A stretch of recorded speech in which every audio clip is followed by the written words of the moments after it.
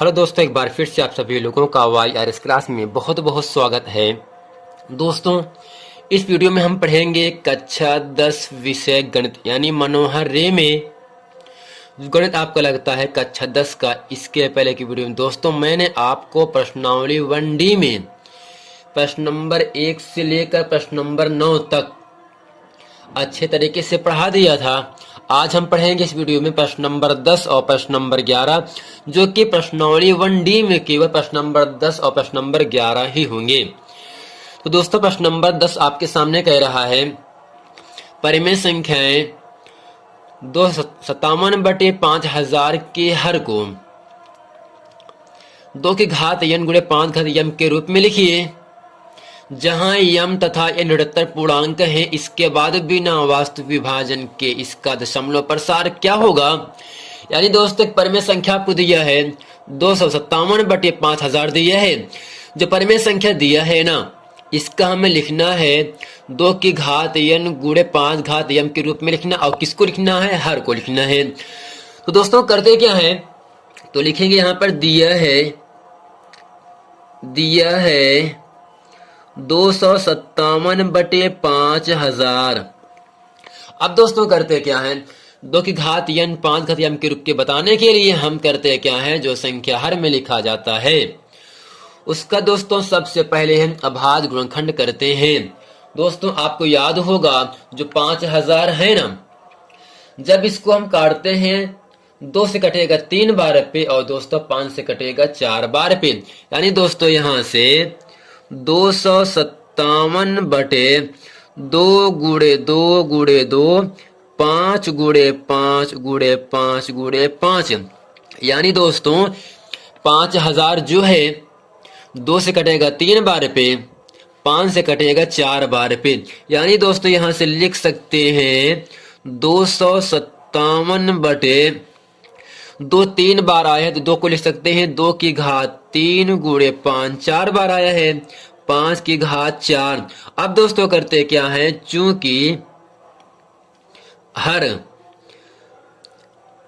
2 की घात n गुणे 5 घात m के रूप का है। दोस्तों ये हो गया पहला आंसर। पहला आंसर क्या आपसे कह रहा था, 257/5000 के हर को 2 की घात n 5 घात m के रूप में लिखना है।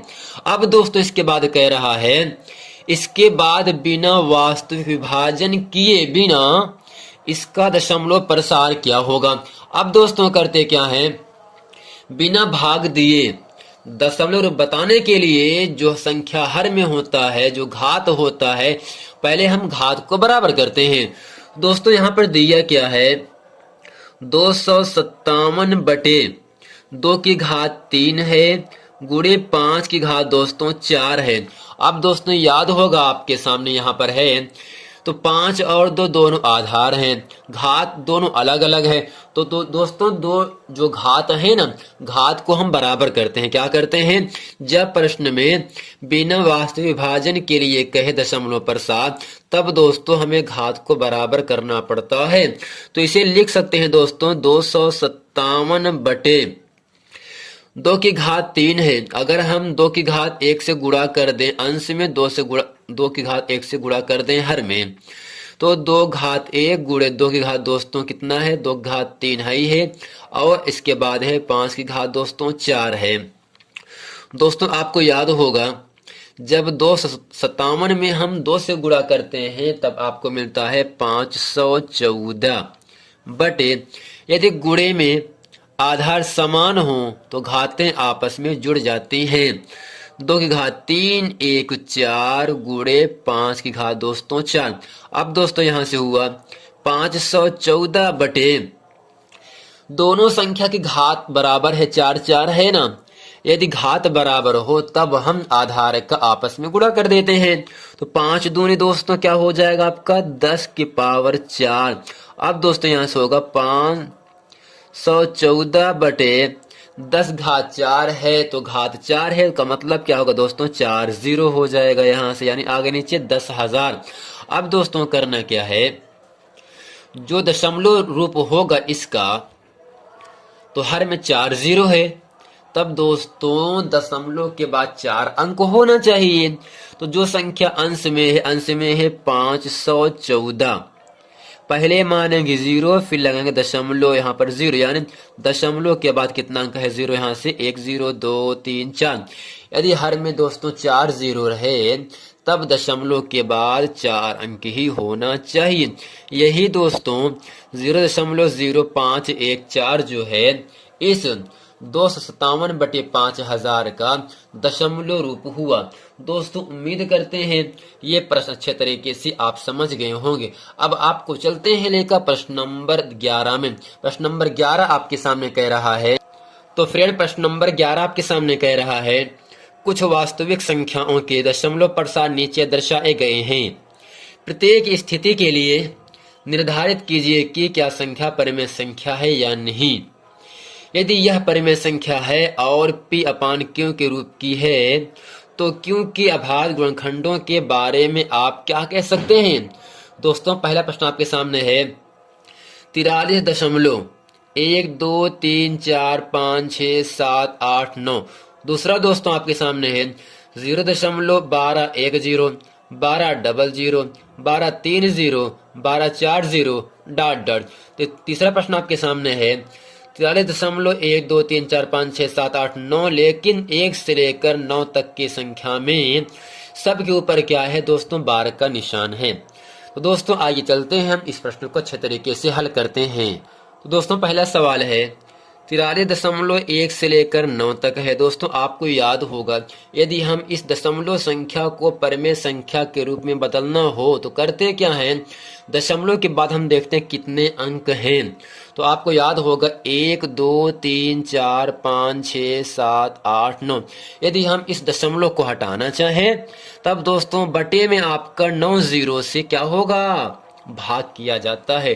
तो यहां से आपको मिलेगा 43 1 2 3 4 5 6 7 8 9।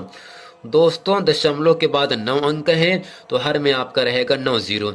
1 2 3 4 5 6 7 8 9।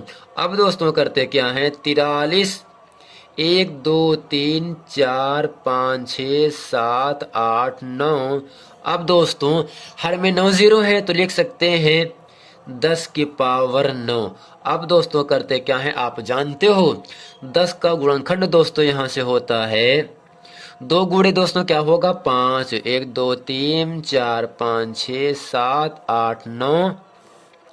इस 10 को लिख सकते हैं 2 गुणे 5, दोनों घात दोस्तों 9 ही रहेगा। इसके बाद कर सकते हैं दोस्तों जो घात है 9 दोनों संख्या पर है, दोनों को हम अलग अलग भी कर सकते हैं। तो 43 1 2 3 4 5 6 7 8 9, 2 की घात 9 गुणे 5 की घात तो 9। चूंकि दोस्तों यहां से लिखेंगे हर 2 की घात n गुणे 5 घात m के रूप का है। यही दोस्तों क्या होगा इसका अंश लिखा है, हर लिखा है, इसी को हम क्या कहते हैं परिमेय संख्या भी कहते हैं। अब दोस्तों प्रश्न नंबर दूसरा आपके सामने यहां से कह रहा है 0.1210 यानी 1 2 का मतलब 12 12 1 0 12 00 12 30 12 40। ऐसे ही दोस्तों 12 50 12 60 आता ही रहता है। अब दोस्तों करते क्या है यहाँ पर 0 की जो पुनरावृत्ति हो रही है, अगर किसी संख्या की पुनरावृत्ति हो रही है तो दोस्तों इसे कहते हैं अशांत आवर्ती दशमलव संख्या कहते हैं। और दोस्तों अशांत आवर्ती दशमलव संख्या को हम दोस्तों अपरिमेय संख्या भी कहते हैं। जब संख्या की पुनरावृत्ति हो 0 1 00 30 40 ऐसे डॉट डॉट का निशान लगा है तो कई 0 होंगे ना। जब किसी संख्या की पुनरावृत्ति होती है तब उस संख्या को हम कहते हैं अशांत अनावर्ती दशमलव संख्या। और दोस्तों अशांत अनावर्ती दशमलव संख्याएं जो होती हैं वो संख्याएं अपरिमेय संख्याएं होती हैं। तो नीचे दोस्तों लिखेंगे यह एक अशांत आवर्ती दशमलव संख्या है, इसलिए अशांत आवर्ती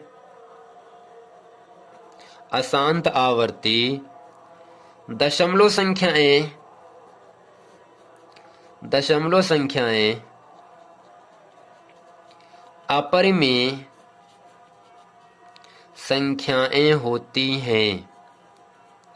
यानी दोस्तों अशांत आवर्ती दशमलव संख्या जो होती है वो एक आपकी अपरिमेय संख्या होती है। अब दोस्तों प्रश्न नंबर तीसरा है प्रश्न नंबर 11 का।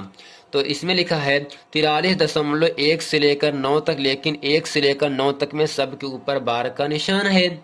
अब दोस्तों करते क्या है, तो इसके आगे डॉट का निशान तो लगा नहीं है दोस्तों, तो इसका मतलब क्या होगा, अगर की संख्या को बार का निशान लगा है तो संख्या भी दोस्तों अशांत आवर्ती तो होता है लेकिन परिमेय संख्या होता है।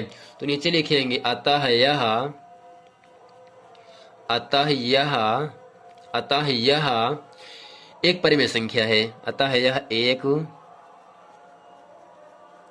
परिमेय संख्या है जिसका दशमलव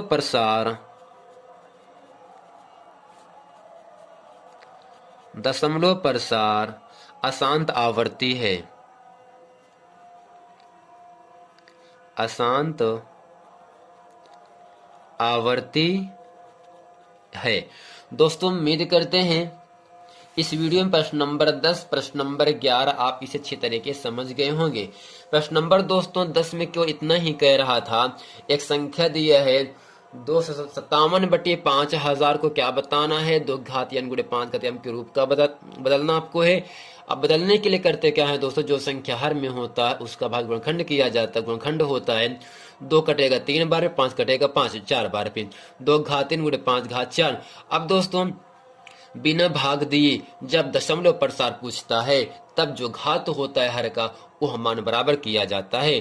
तो इसकी घात 3, इसकी घात 4, तो 3 घात वाला कम है, 2 घात 1 से गुणा किया हर में, 2 घात 1 से अंश में भी गुणा कर दिया। अब दोस्तों 257 गुणे 2 कितना होता है, 514 होता है, बटे गुणे में आधार समान होने पर घातें आपस में जुड़ जाती हैं। 3 1 दोस्तों 4 हो गया, 5 घात 4 तो है ही है। तो यदि की संख्या की घात बराबर हो, आधार अलग अलग हो, तब आधार का आपस में गुणा किया जाता है। अब 10 को दोस्तों क्या लिख सकते हैं, यहाँ से 10 घात 4 का मतलब होता है दोस्तों 10,000, तो हर में 4 जीरो हैं दोस्तों, दशमलव के बाद 4 ही अंक होगा जिसका प्रसार शांत होगा। दोस्तों उम्मीद करते हैं यह पूरा प्रश्न वीडियो आप लोगों को अच्छे तरीके से समझ में आ गया होगा। मिलते हैं दोस्तों नेक्स्ट वीडियो में, तब तक के लिए थैंक यू।